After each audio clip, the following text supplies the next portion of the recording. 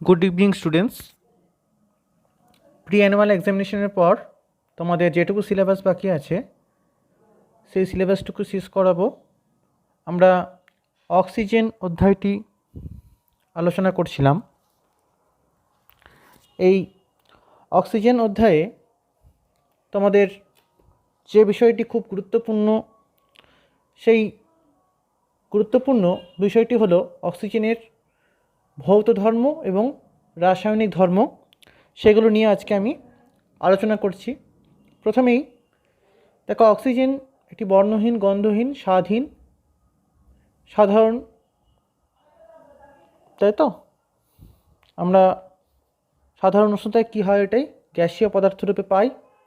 আর এই গ্যাস বায়ুর চেয়ে কী হয়, সামান্য ভারী।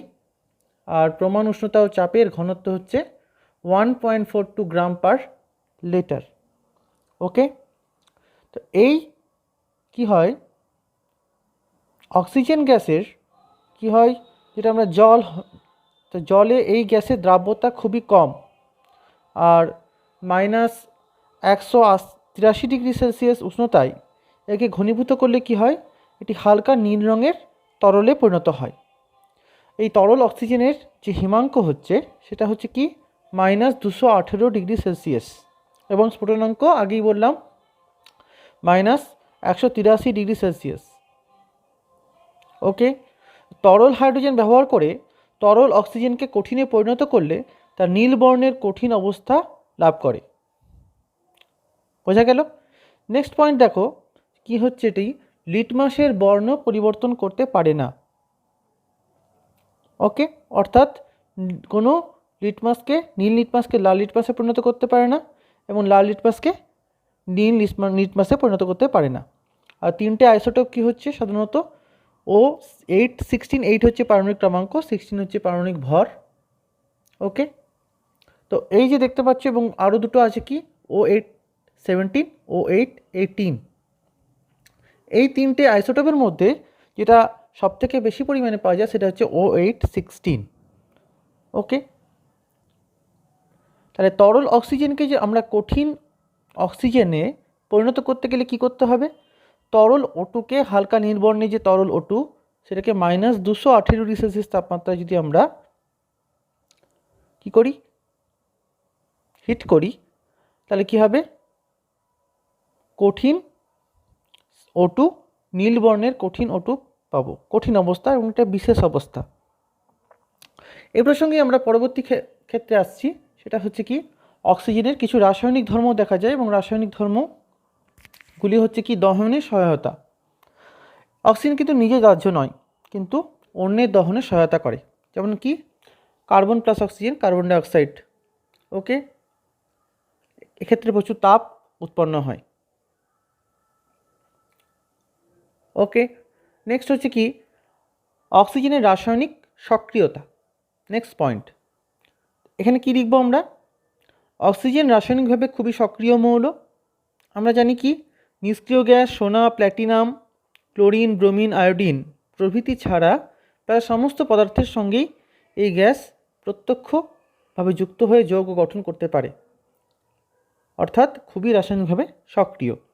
আর অধাতুর সঙ্গে বিক্রিয়া কি লিখবে, এর আন্ডারে অক্সিজেন বেশিরভাগ কি হয়, সাধারণত অধাতুর সঙ্গে বিক্রিয়া করে কি করে, আম্লিক অক্সাইড গঠন করে। এই আম্লিক অক্সাইডগুলি কি হয়, জলে দ্রবীভূত হয়ে কি হয়, অ্যাসিড উৎপন্ন করে। এই অ্যাসিড কি করে, নীল লিটমাসকে লাল করে। আর হাইড্রোজেন অক্সিজেনের সঙ্গে যুক্ত হয়ে প্রোসোমো অক্সাইড গঠন করে, তার নাম হচ্ছে জল। তোমরা সবাই জানো।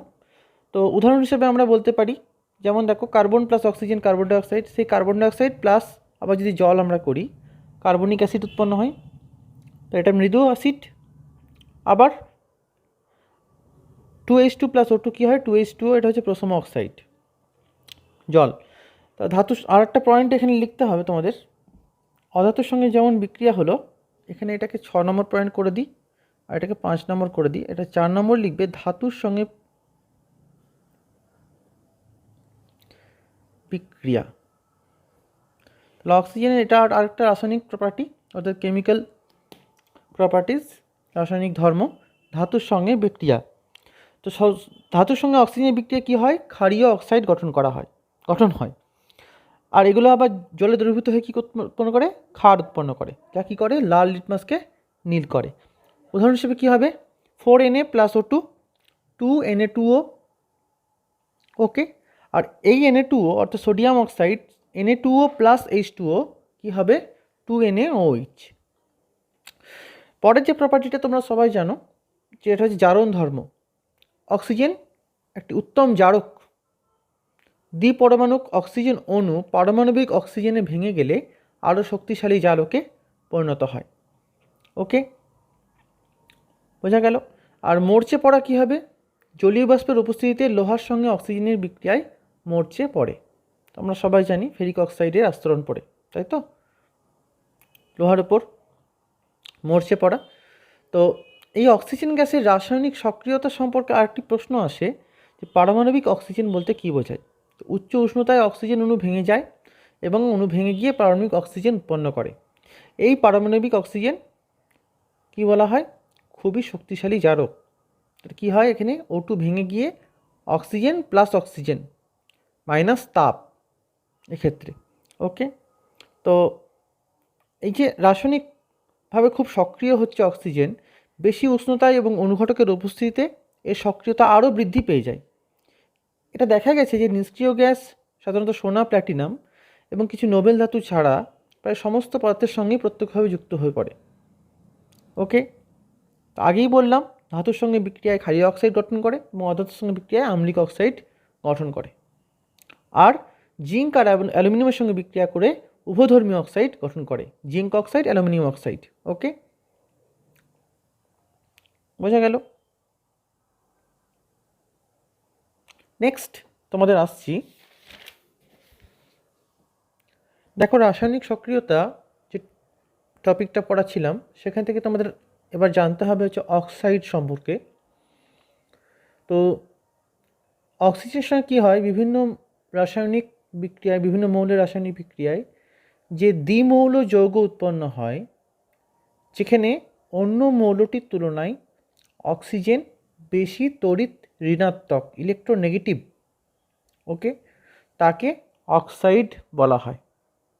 ওকে, সাধারণত আমাদের অক্সাইড যেটা প্রধান 3টি ভাগ, এছাড়াও আরেকটা ভাগ আছে যেটা হচ্ছে উভধর্মী অক্সাইড। তাহলে মোট কটা ভাগ? 4টে ভাগে অক্সাইডকে ভাগ করা যায়। ওকে, তো অক্সিজেনের সঙ্গে বিভিন্ন মৌলের রাসায়নিক বিক্রিয়ায় যে দ্বিমৌল যৌগ উৎপন্ন হয়, দ্বিমৌল মানে দুটো মৌল একসঙ্গে থাকবে, দুটো মৌল দ্বারা গঠিত যৌগ। যেমন দেখো C+O2, CO2, এখানে দুটো মৌল কে আছে? কার্বন আর অক্সিজেন। H+O2, SO2। প্রত্যেক ক্ষেত্রে দেখো, আবার যদি আমরা ক্ষারকীয় অক্সাইড দেখি একটা 4Na+O2, এখানে কে আছে? দ্বিমৌল, সোডিয়াম আর অক্সিজেন। সেটা ধাতু হতে পারে, অধাতু হতে পারে। ওকে, তো এবার দেখো অক্সাইডকে প্রধানত যে 4টে ভাগে ভাগ করছি সেটা হচ্ছে কি? আম্লিক অক্সাইড, ক্ষারকীয় অক্সাইড, প্রশম অক্সাইড আর উভধর্মী অক্সাইড। তো অধাতুর সঙ্গে যে অক্সিজেনের বিক্রিয়ায় যে অক্সাইড উৎপন্ন হয় তাকে বলা হয় কি? আম্লিক অক্সাইড। কি বললাম? অধাতুর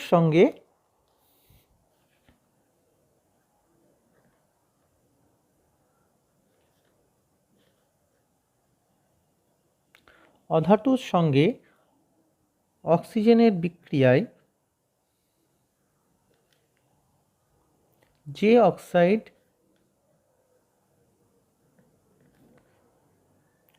উৎপন্ন হয় তাকে আম্লিক অক্সাইড বলে।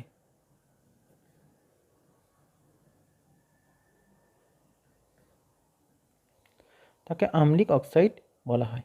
ওকে, এগুলো কি হয়?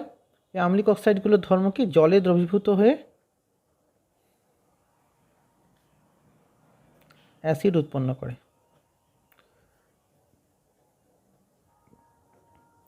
এক্সাম্পল কি হবে? C+O2, ওকে, CO2, আবার এরা কি করে, H2O প্লাস CO2 কি হয়, H2CO3। এটা কার্বনিক অ্যাসিড, এটা দ্বিমৌল যৌগ কার্বন ডাইঅক্সাইড। ওকে, ঠিক একই রকমভাবে ক্ষারকীয় অক্সাইডের ক্ষেত্রে কী হবে, ধাতুর সঙ্গে অক্সিজেনের বিক্রিয়ায়। এগুলোর মধ্যে কিন্তু পার্থক্য দেয়, আম্লিক অক্সাইড ও ক্ষারকীয় অক্সাইডের মধ্যে পার্থক্য লেখো, দুটো বা তিনটে দিতে পারে। ধাতুর সঙ্গে অক্সিজেনের বিক্রিয়ায়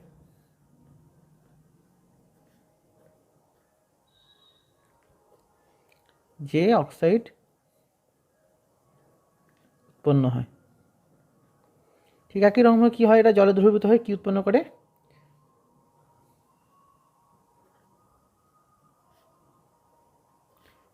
ক্ষার উৎপন্ন করে। ওকে, তাহলে বেসিক অক্সাইড, এটা হলো কি বেসিক অক্সাইড। উদাহরণ হিসেবে কী হতে পারে, একটু আগেই বললাম 4Na প্লাস O2 কী হবে, 2Na2O সোডিয়াম অক্সাইড হলো। আর এটা কি 4K প্লাস O2, এটা পটাশিয়ামের সঙ্গে বিক্রিয়া হতে পারে, 2K2O।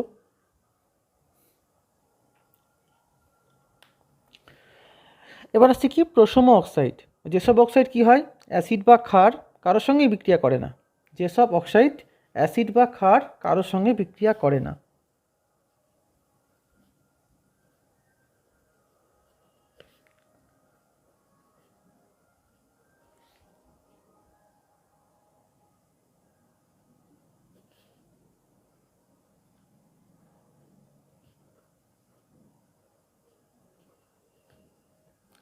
এক্সাম্পল কী হতে পারে, জল হতে পারে, কার্বন মনোক্সাইড হতে পারে। ওকে, কার্বন মনোক্সাইড আরটা হতে পারে NO নাইট্রিক অক্সাইড হতে পারে। এগুলো সব হচ্ছে কি প্রশম অক্সাইড। তাহলে উভধর্মী অক্সাইডে কী হবে, যে অক্সাইড অ্যাসিড বা ক্ষার উভয়ের সঙ্গেই বিক্রিয়া করতে পারে। মানে উভধর্মী অক্সাইডটা হচ্ছে প্রশম অক্সাইডের উল্টো, তাহলে অ্যাসিড বা ক্ষার উভয়ের সঙ্গেই বিক্রিয়া করতে পারে এবং লবণ ও জল গঠন করছে। বিক্রিয়া কী হতে পারে, 2Zn প্লাস O2 2ZnO, আর এটা কী হতে পারে 4Al প্লাস 3O2 2Al2O3। ওকে, এই 4 প্রকারের অক্সাইড ছাড়াও আরও বিভিন্ন টাইপের অক্সাইড তোমাদের হতে পারে, যেমন হচ্ছে মিশ্র oxide, peroxide, suboxide, superoxide. প্রধান 4 প্রকার ছাড়াও এই মিশ্র অক্সাইড বলো, পারক্সাইড বলো, সাব অক্সাইড বলো, এগুলো সবই হচ্ছে এরই পার্ট, এই 4টিরই পার্ট। এই 4টিরই কিছু না কিছু ধর্ম তাদের মধ্যে বর্তমান, মিশ্র অক্সাইড, পারক্সাইড, সাব অক্সাইড আর সুপার অক্সাইড। আমি পরের দিন এই 4 প্রকার যে টাইপ আরও থাকলো মিক্স টাইপ আর কি, সেই 4 প্রকার অক্সাইড নিয়ে আমি তোমাদের আলোচনা করব। আজকে তোমাদের ক্লাস এ পর্যন্তই। সবাইকে শুভ দীপাবলি, সবাই ভালো থেকো।